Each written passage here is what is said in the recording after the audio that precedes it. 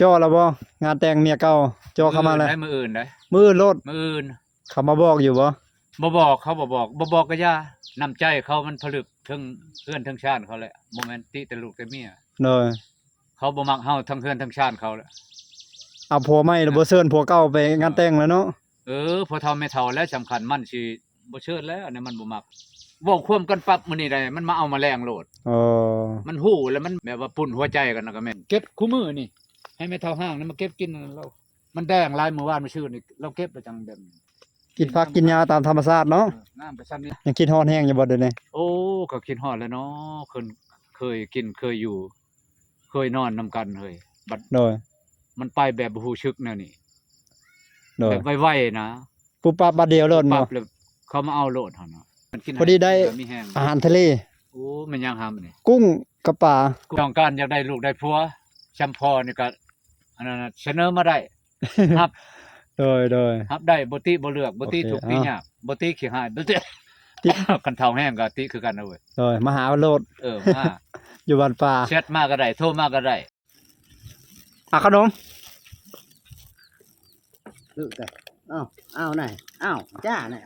2คนเนาะ2คนหลานอยู่เพิ่น จ้าไม่แหละ โดย สองคนนี่แหละ โดย มีร้านลูกจ้าอ้าว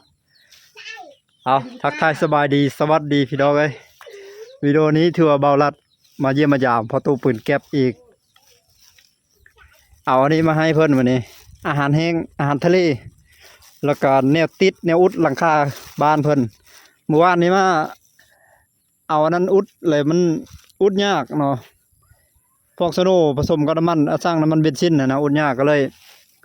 เปลี่ยนแผนใหม่บัดนี้ใส่ตัวนี้เองมาติดเอาติดอยู่อันนั้นอยู่ข้างบังลมหันมันจะติดง่ายกว่า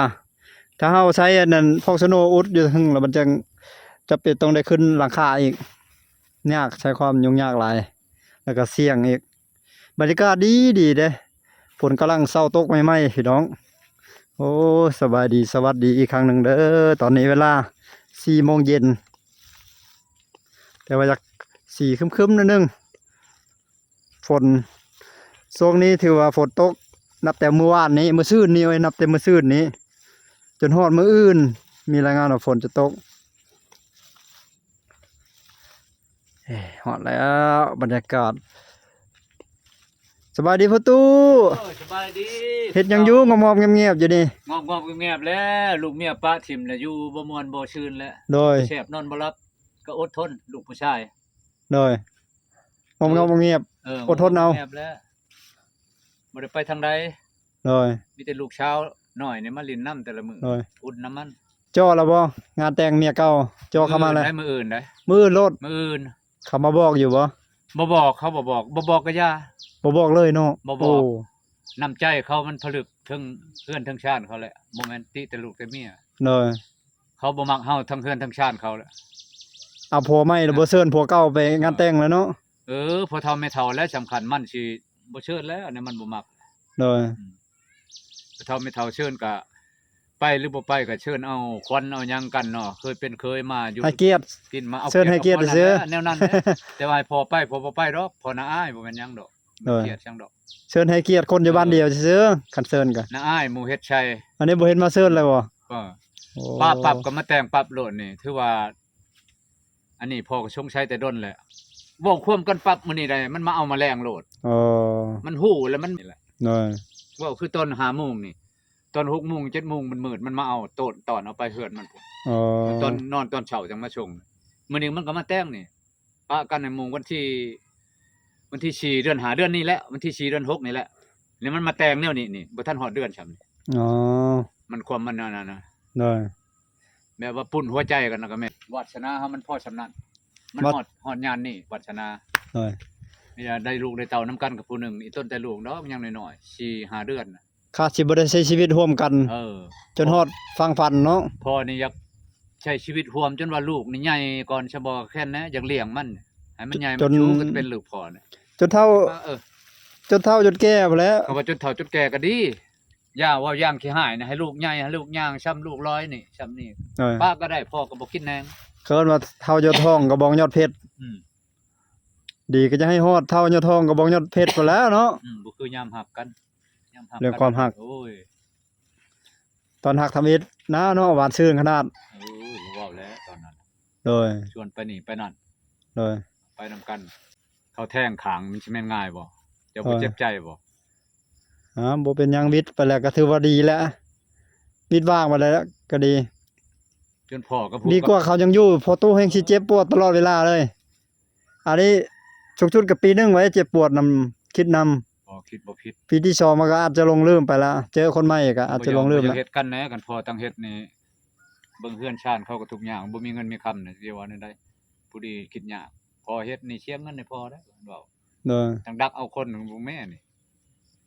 มันมัดไม่แมวเนี่ยเฮาบ่อยากเฮ็ดเฮาบ่อยากมีเรื่องมีราวไปชังนะ โดย ก่อมันน่ะหมู่บ่พอใจแล้วก็อย่า โดยแม่นแหละ น่ะสบาย แม่นก็คิดอันนั้นดีแล้ว เฮาสู้กันนี่หมู่ก็มีแนวคิดแล้วหมู่เชียร์ อื แนว ม คิดเฉพาะ แม่นแหละ พอไปยากเด้อบัดนี้พอไปหัวเดียวแกมหมู่ในบ้านน่ะ แม่นแหละยากบัดนี้ ดีได้ แม่น เขามีลูกมีหลานหลายนั่นอยู่เขาห่วยอ้าวลูกน้องพอหลายเด้อสิโน่เด้ โดย ทหารล้วนๆ โอ้ ไผยึกยักได้ ทหารเก่าเนาะ อ้าวพ่อนี่บ่เฮ็ดหยังดอกคำสั่งนี่ก็เขาก็ปฏิบัติโลดแล้ว โดย ไผสิไปกล้านะ รุ่นน้องเก่ายังหลายหน่วยอยู่ซิโน เป็นกองพันเว้ย ว้า บัญ โธ่ ชาเว้า ว้า ไป โธ่ กวนมึงแม่กวนพ่อนะ โอ้โหตู้มันแก็บบ่ธรรมดาเด้อพี่ดอกเด้อ นี่แต่บักโหดๆคือกันได้ทหารพ่อได้ ลูกน้องยังหลายอยู่ ลูกน้องเก่า แต่ว่ามันพังความ เลยอ๋อ บัญชาทหารมาก็สิเข้า10ปี โอ้ อยู่ซิโนแม่นเว้า โดย เป็นนายทหารมาเกือบ10ปีพุ่นเนาะอ๋อ แต่ไปเรียนเชียงขวางเรียนนายทหารเชียงขวางพุ่นแหละ เออ จังได๋พ่อนี่บ่มีพี่มีน้องบ่ได้สร้างความดีด้วยตนเองแท้ เลย ๆเป็นเจ้าเป็นนายแล้วแม่นเว้านั่นแหละ เลย คือได้มันดุผู้บางคนบ่แม่นเว้ากูมื้อนี่ใช้เงินใช้ทองลูกแข้งเรียกค้าพ่อนี่ยอมพ่อบ่มีเด้ ยอมเนาะเอาความดีเฮ็ดเนาะผลงานตัวจริง คือบ้านคือเมืองพ่อแม่นี่ก็ตายหมดแล้วนี่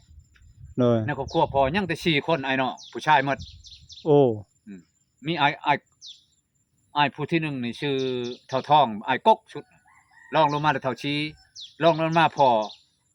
ผู้ชุดท้ายเฒ่าคำดี ใจดีลูกน้องชายหล่ามันมานำเอาวางนี่เด้อมันเห็นอยู่เพจไปนั่น เลย นำเมื่อบ้านบางปีนี้แล้วหากมาจังพาเมียผู้นี้เมื่อฮอดพุทธชาละวันพุทธเมืองเรางามบ้านหินลาด เลย อยู่พุ่นแล้วลงตลาดปักเซ่หั่นแหละ เลย อยู่หั่นแหละ เลยบัดเกิดแล้วเนาะ บ้านเกิดบ้านหินลาด เลย เมืองเรางามแขวงชาละวันพอนี่บ่แม่นคนอยู่นี่ได้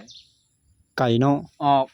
อกรับใช้ชาติตั้งแต่น้อยๆแต่73จนเฒ่าจนนี่60 70มาอยู่อืม เลยโดดเติบแล้วเนาะ รุ่นแล้ว จากนี้เมื่อแขวงสารวัตรนี่ก็โอ้หลายบ่แม่น400กิโลพุ่นบ่เนาะ จังว่าพอจ้างมานี่มีแต่แสนปลายนะครับเว้ย เอาแล้ว ไปก็แสนปลายมาแสนปลาย คือถูกแท้เดี๋ยวนี้ อ้าวก็บ่รู้จักเลยน้องชายจ้างให้ แต่ก่อนแพงเด้ คือว่าบ่แม่นปีนี้บ่ปีก่อนบ่ปีก่อนน่ะ เลย เดี๋ยวนี้มันก็สิแพงแล้วมันขึ้นกันเลย เลย แสนปลายนึงพอเมื่อ เลย ทั้งเมียทั้งหยังทั้งน้องชายหมด3แสนปลายจะเข้า4แสนจะ โอ้ พอเมื่อ เลย มันมานำเอาเด้มันเห็นอยู่ในเพจ อ๋อ มันว่าพอนี่ตายแล้วพอออกเหตุการณ์ปฏิวัติตั้งแต่น้อยๆนุ่งชงหัวหูดนี่ โอ้ ไปต้นไปนำทหารพนักงานคนควายเขาตะกี้เด้เนาะ เลย ยนต์นี่ยังได้72 73ได้ยังยนต์ยังถิ่มยนต์ลาวเฮา เลย ตามพนักงานคนควายเขาแล้วเขามาบ้านไปนำเขาเลยบ่แม่นว่าเขาเก็บเขานั้นเด็กน้อยเด้ เลย ไปกับพายปืนพายพาบ่ได้แล้วปืนอากาศก็ยังถือบ่ได้นะพุ่นแล้วมันจุดินพุ่นแหล้ว เลย มันเขาส่งไปเรียนเวียดนามเรียนวัฒนธรรม เลย อยู่โรงเรียนแทงหัวเรียนวัฒนธรรม เลย 76ยึด75ยึดอำนาจ76ผู้ที่เขาส่งมาเรียนอยู่เวียงชัยต่อนี่โรงเรียนวัฒนธรรมกองทัพอยู่เวียงชัยสำเนือได้ เลย จบอยู่หันห้อง10เขาบ่ได้ว่าห้องม6คือเดี๋ยวนี้เนาะ โอ้ จบห้อง10ออกแล้วมันเนาะ เลย จากนั้นเขาก็ส่งไปไปเรียนไว้แล้วช่างเป็นนายเด้อคนดีเด้ เลย พอได้ในร้อยน้ำพันน้ำหมูเติบเดี๋ยวกินบำนาญน่ะนะ เลย เงินก็บ่หลายดอกเดือนตะกี้พออยู่ได้นำนั้นเพราะว่าคันว่าบ่มีตัวนั้นโอ้ตายดี เอาน้ำจำปาสิกินอยู่ไสแห้งเหือแห้งก็บ่มีสิไปหาจางนี่นั่น โดย สิซำได้เนาะชอกอยู่หากินพอไปชอกอยู่หากินก็บ่ไกล โดย ไปแถวเขาเขตบ้านแถวป่านี่แหละ ถือว่าหากินตามธรรมชาตินำบ่เดี๋ยวนี้ หาผักหาหญ้าหาขุดกระปูกระแป้งไปในนั้นแหละ แต่ละวัน ใช้กระตอกกระแตบได้หนูตัวหนึงมาก็กินมื้อหนึงช่องมื้อพรามมื้อพุ่นแล้วพอบ่ได้หมดได้หนู โดย ผู้เดียวกิน ปัจจุบันเนาะ ปัจจุบันเดียวนี่แหละเฮ็ดอ้อมเฮ็ดหยังน่ะ โดย กินไปแนวนั้น คือมื้อนี้นี่ยกเลิกแล้วไปใส่กระตอกกระแตบมันเมื่อยมันไปอันนั้นมันดงมันก็แป้นหมดแล้วนี่ โดย จีนเฮ็ดหมดใหม่มันในย่างไกลแล้วขี้ข้านไปแล้วพอ โอ้ ไป ไกลเติบ พุ่นแล้วดงกาบดงแกบนั่นอันนี้ความเขตบ้านมันสิมีไปหยัง โดย หนูชิงก็ยังบ่มีแล้วหมดกระหอกกระเตะแห้งกระเต็ก โดย มันบ่มีใหม่อยู่แล้ว หนูไปได้หนูซิง เอาหนูชิงก็ตัวน้อยๆชัมโปตีนหนูชิงแม่เขาเนาะ โอ้ เราหลุมเอาเราสารวัตรเฮาห้องเด้ หนูซิงเนาะ หนูชิง โอ้โหหาเคยได้ยินนี่แหละหนูซิง หนูชิงหนูแดง โดย หนูทองขาวหนูวายหนูพุกมันมีหลายหนูเลยหาเอ้ย โดย หนูพุกนี่ใหญ่กว่าหมู่ อยู่แถวนี้มีน่ะหนูยังไงแถวนี้ มีหมด ครบเนาะ ครบแต่มันบ่หลาย โอ้ หลายกว่าหมู่หนูทองขาวนี่แหละ โดย ถือกระแตบแต่ละเทื่อจะหลายหนูทองขาวหั่น โอ้ หนูวายก็ถือกระแตบพอหั่นปีกายนี่ได้ตัวหนึง โอ้ ปีนี้นี่บ่ได้ใช้แล้วบ่ได้ โอ้ พุ่นอยู่ดงพุ่นแคมหน้าพ่อเฒ่าเก่านี่พ่อเฒ่าหามันมีดงมันเป็นดงมันอยู่นำดงได้หนูนั่นกูใหม่ใหญ่กูใหม่ยัง โดย ใช่ไปเห็นโอ้หำเต็มก้น โอ้ แคนตัวโชดอยู่แล้ว ทำเต็มก้น ชื่อใช่นะเครือเด้มันเครือบักใหญ่มันของ เออ ใช่อะมันบ่อยากหากินน้ำดินนะแม่งน่ะมันหากินอันนั้นน่ะ โอ้ กระแตนี่คือกันนี่กระแตนี่ครับมันได้ของกินแล้วมันขึ้นง่อยเก็ดอยู่ก็ใหม่ก็บกเลย โดย ลายมันบ่ได้เก็ดอยู่ในขี้ดิน อ๋อ ของค้อนเครือใช้ เออ รถกระแตบสลอกสลามเนี่ยนั่นแหละก็มีชัดถือ โอ้ ตัวหูจุดพิเศษ ส่วนไรเอายังใส่เหงื่อ หมักบกหมักกระบกมันหมักหนูกระหอก โดย เจ้าหมักกระบกน่ะมันต้นเมื่อเท่านั้นแหละใส่ชาลี่ โอ้ บรรดาถาดแป้งนะ มันหมักแบบนั้นเนาะ จัดก็ถาดแป้งมื้อละพวกนี้เขาก็ได้เขาก็ยังถือ โอ้ เขาวเหนียวนี่เฮาล่อๆๆซัมโปมือโปรตีนเสียบใส่นะ โดย เอาเหาะโลดแล้วหนูทองขาวนี่ โอ้ กินได้ มะกล้วยเด้ กล้วยก็กินกล้วยนี่บางมันหมัก โอ้ ตัวบางเขาห้องบางหนูบางน้อยๆซ้ำนี่ซ้ำแค้นหั่นน่ะเขาห้องบางในลาวห้องว่าบางใน โดย บางหนูมันมีปีกมันมาขนาดกล้วย โอ้ กล้วยก็มักไม้ชุกมักม่วงมักไปชังนี่ โดย หม้อนั่นมันต้นนี่ก็มันบ่อยากมักปานใด โดยเสียนหากินอยู่ได้สินี่เนาะฟังเว้าเลย แล้ว โอ้ ก็ฮอกกระแตนี่มักบกอย่าอันดับ1โลด โอ้พอได้กินแมันบ่พอโต มันพอได้กินกันไป โอ้ ก็ฮอกมันบ่ทันได้จักเทื่อปีกายได้ตัวหนึงพูนไปโหยกะทิไก่ โอ้ เป็น10ปลายลักพุ่นแหละ ปลาโทย่างบ่ ย่างมันมือแล้ว ปลา หันก็ยังแป้นมันมีแต่ไม้วิกจีนน่ะมัน อ๋อ อยู่รอบห้องหันมันมีไม้ใหญ่เนี่ยมันอยู่หันก็ฮอก แต่กี้มีแต่ดงแล้วแถวนี้ ล เนาะ งแล้วดูช่างเชื่อแล้วเขาเว้า โอ้ พ่อก็บ่ฮู้ ตอนพ่อมาอยู่ทวิตนี่ตอนพ่อมาอยู่ทวิตยังเป็นดงอยู่บ่แถวนี้ บ่หมดแล้ว หมดแล้ว หมดแล้ว2,000ชาวนึงเด้ ยังแต่ป่าไม้ธรรมดานี่ นี่แหละแบบนี้แหละเฮ็ด ป่า ไว้ แบบนี้ แบบนี้รู้เด้ โอ้ป่ามันยกมาแยกแบบนี้ นี่ป้าไปเล่าป้า หังยังอยู่กับพวกกระแตพวกนี้เนาะ กระแตพอ พวกหนู ยังมีอยู่หักบ่หลาย พวกหนูพวกนี้เนาะหนูซิ่งหนูหยัง นี่พอได้อยู่กกบกนี่ก็ช่องซับโตแล้วกระแตเป็นหมดแล้วบ่ได้ยินเสียงมันคันแล้วนี่กกบก โอ้กบกนี่ มันมากๆกกบกนี่กกบกนี่ก็มานี่ โอ้ มันมีแล้วมันคันแล้วดอกกระแตนั่น กบกใหญ่ดีสองกกนี่เนาะ นี่บ่มีแล้วเด้นี่หมดแล้วมันบ่ทันมาแต่พุ่นและดงกาบพุ่นแหละพี่ประชอบภาษาพุ่น อ๋อ ชัด ไก่ปลาก็มี โอ้ ตัวแล่นตัวกระถางมีหมดเห็นเขาได้อยู่ ไก่ปอกไก่ป่ามีหมดเนาะ หักบ่หลายหั่นนะ อ๋อได้อยู่บ่ไก่ป่าว่าพอได้อยู่บ่ ได้ปีกายได้ตัวหนึงปีนี้บ่ทันได้นี่ได้ตัวผู้ปีกายนี่ อ๋อ ยืนอยู่ในกกใหม่มันบินมาใส่สิตัวผู้จักบินมาแบบนั้นมันจะให้กินแน่แหล้ว หานี่ อ่ะ พอได้กินบ่เลยขายนํเลย พอบริชูคายกินแต่เขาขอถามชื่อแล้วขอถามชื่อนะบ่พอกินก่อนเนี่ยมันแซ่บพอกินได้บ่ขายได้ โดย เป็นหนูเป็นหยังมันเฮากินคู่มื้อหลายแล้วเฮาขายตัวหนึงช่องโตก็อยากขายในบ้านนี้ โดย คันหลายตัวลงไปขายตลาดพาเข้าไป วิธีหากินตามธรรมชาติเนาะ แบบนั้นกิน โอ้โดย บ่ชำบ่รอดได้ชีวิตได้อยู่เจ้าอยู่ เออ บ้านนอกเขาแม่เจ้าต้องหากินแบบนี้ เดี๋ยวสิเอาลงแต่ตลาดเอาเงินมาใช้บ่มีเงินน่ะ เนาะ ชื่อเขาวกินก็พอแห้งเลย เลยใส่กับดักห โล นู นึ กับ ง ดัก ชาวน ก ปลายโลนึงสิปลายแหละเขาก็ได้ มันมีประเภท1ประเภท2ประเภท3ประเภทหนึงสิต้องบ่ได้แหละแพง เลยซื้อเดี๋ยวเขาก็พอแห้งแล้วเนาะ เขาเนี่ย เกลือแป้งนัวสิ่งที่ต้องซื้อ เกลือแป้งนัวมักเพชรเฮาเฮ็ดได้พอได้ปลูกคือ แม่น พอได้เก็บกินนี่ อยู่สวนเนาะ นี่เด้หั่นน่ะ เลย มื้อนี้ก็ชานเบิ่ง ส่วนครัวน้อย ชานใจเบิ่งนั่น ๆโอ้สารใช้หั่นบ่ ชานแล้วเบิ่งนี่มื้อนี้ล่ะเบิ่งนั้น เลย ยังเบิ่งนั้นยามันน่ะเอามุงกลางใช่ล่ะ อ๋อ เมื่อวานมื้อชื่นนี่ตัวนี้นี่ก็พอบอกนี่ เลย แต่เมื่อก่อนก็ตัวนี้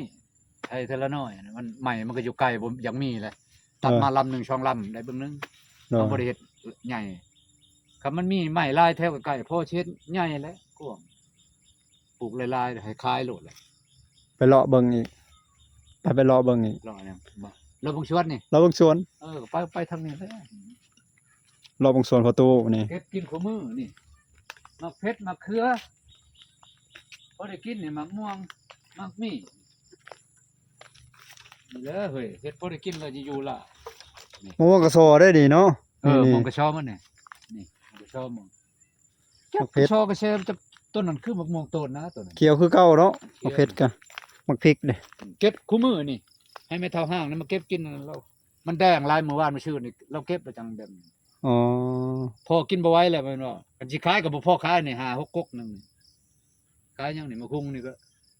กินน่ะมากเป็นมากแต่2-3หน่วยหมดแล้วนี่ยังสิเป็นใหม่ เลย กินแล้วมันไปกินบ่คุงชุกแล้วบ่หลาย2ก๊ก3ก๊กบ่คุงก๊กกล้วยก็เริ่มต้นแล้วครับมันสินั่นแล้วสิออกดอกแล้วคันกล้วย ใกล้แล้ว เออ สิออกปีแล้วกล้วยเนาะ สิออกแล้วจังหน่อยหั่น ตะไคร้หอมก็กอใหญ่เนาะตะไคร้น่ะ4กอ5กอพุ่น บ่ ป้า ไว้แต่ ดอก ไผ่หั่นบ่ไว้กินบ่ไหว้แล้ว กินบ่ไหวเลย บ่าวจังเอาเมื่อชนนั้นก็ โอ้ บักหลายๆเติบให้เราเอามา โอ้เขาก็สิเอาไปใส่ต้มไก่ก่อน เอาไปแม่เฮาว่าเอาไปโลดเอาไปเป็นก้อเป็นเงินเฮาจงไว้ก้อเดียวก็เลือกกินแหละเฮาน่ะ ไปรอเบิ่งมันต้นงามเนาะมาจักมื้อนี้ประตู กินยอดมันแหละมื้อนี้น่ะ โอ้กินผักกินหญ้าตามธรรมชาติเนาะ งามไปซ้ำนี่แหล้วนี่มันก็บ่ทัน เออ เป็นง่าย นี่แหละ วิธีการใช้ชีวิตของประตูปืดแก๊บในแต่ละวันพี่น้อง ลงไปผู้พอบ่ทันช้างขี่ข้านทางมันนะทางเอาแต่ไก่น้อยเดียวพอกินระยะ โดย ปลูกลงไปฮอดพุ่นได้มันต้นนี่แหละ โดย นี่อันนี้ก็อ้อยดำพอปลูกเขาว่าเป็นหญ้าเป็นหยังนี่ โอ้ อ้อยดำนี่ แม่นแล้วหั่นเป็นยาเด้อ้อยดำ จะเป็นหญ้าช่างแล้วลืมแล้วเขาบอก คันอ้อย ไม่เท่าเก่าเอามาให้ปลูก โดยอ้อยดำ เป็นก้อเดียวนี่ติด อ้อยขาวสิแต่งงานมื้ออื่นนี้ เออแต่แล้วพอบ่ไปไกลแล้วเจ็บใจ อ้อยดำยังอยู่นี้อ้อยขาวสิแต่งงานมื้ออื่นนี้ ยามันเขาบ่คิดเห็นใจแล้วก็ยา โดย เอาบ่แม่นลูกผู้ชายชอบได้บ่ยากของลูกเมียนี่ ซอกไม้เนาะซอกไม้หาไม้ลูกเมีย เมื่อนั้นก่อนนี่เบิ่งเด้อวันที่1นี่เขามาคือพ่อว่า โดย บอกผู้ชาวเขาอัน ได้ นี้เมียเก่าพอนี่โอ้มันเชิมเดี๋ยวนี้กลัวผู้ชาวความงาม โอ้โหงามขนาด อายุก็ แจ่ม เท่าไหร่นึงอายุก็ชาวป้ายนี่แหละ โดย ป้ายอ่อนๆนี่แหละ สบายอ่อน เช้านั้นอีกเช้าพอเว้าแห้งคักอันนั้นโอ้คน โอ้ ใหญ่คนได้หุ่นขาว ๆว้าโท เช้านั้นเฮือนก่อหลังนั้นน่ะ โดย บ่แม่นมันบ่ได้หาเงินหาค่ำได้มันได้เฮือนก่อ เฮ็ดจังได บ่ฮู้น้ำมันข่อยก็เงินอี มีวิธีการของเขาเนาะ อีผู้ชื่อมัน เก่งเนาะ เก่งเฮาว่าปัญญามันนั่นแหละ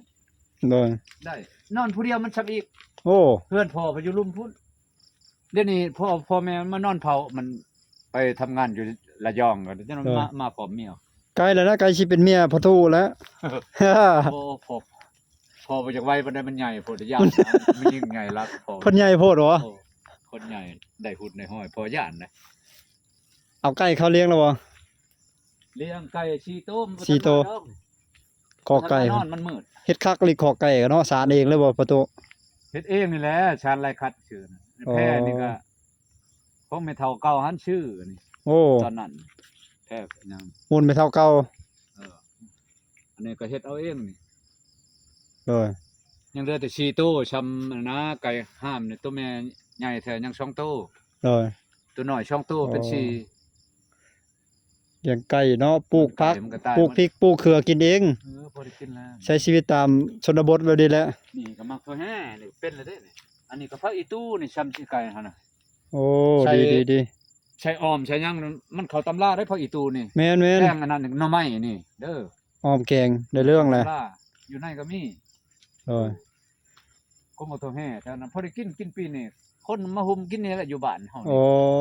มันตอกมันต้นเขา ประตูปลูกหลายอย่างเนาะ ปลูกบัด ไก่ก็มี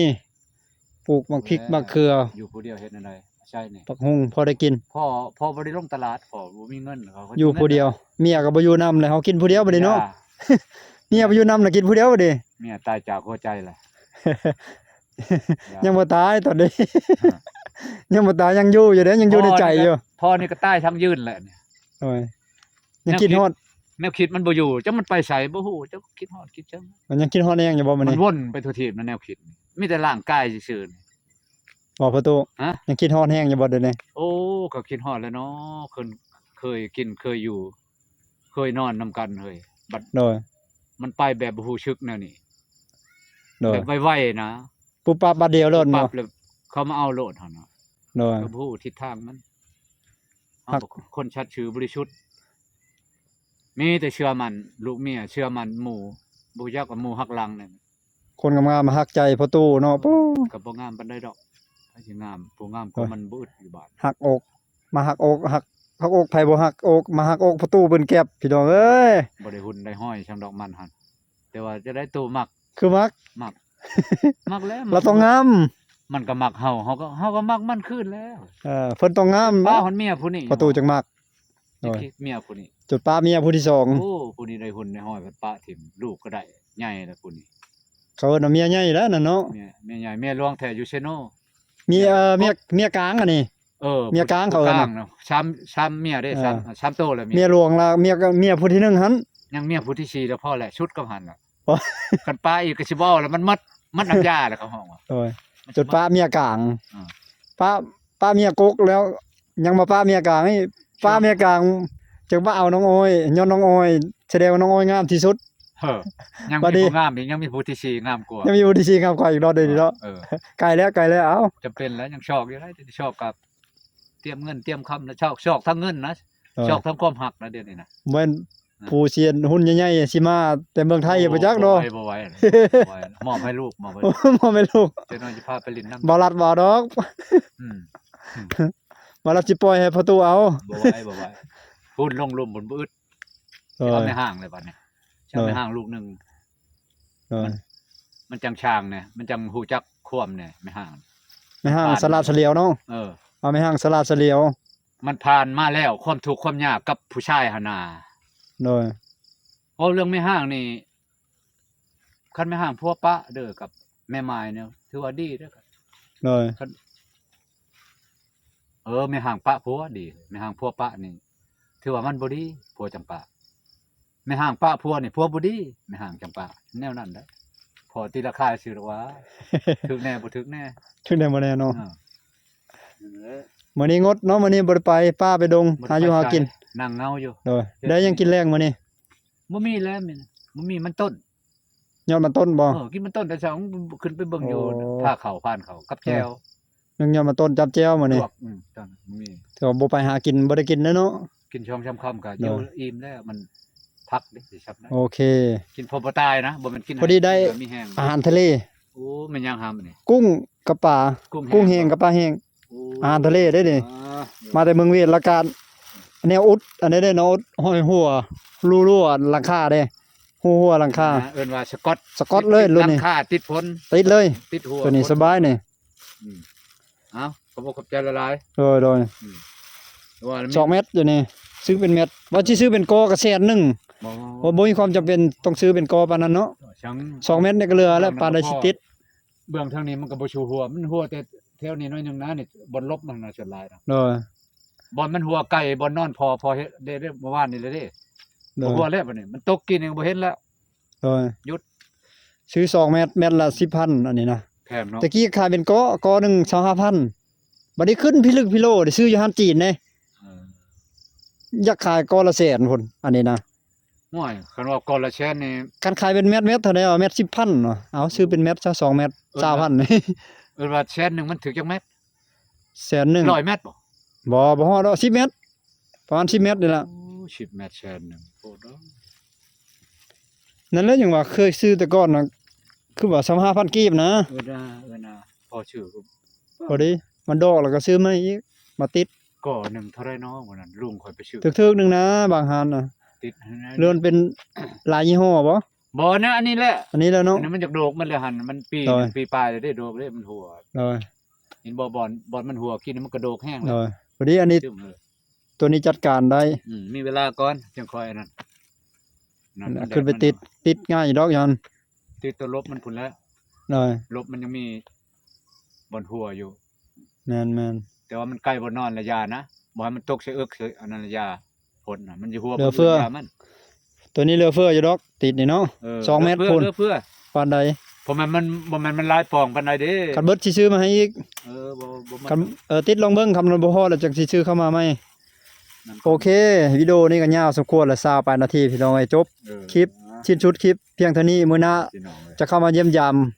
ประตูปืนเก็บอีกครั้งหนึงขอให้ฮักสมหวังเด้อธนาเด้อประตูเด้อเตือนเขานะ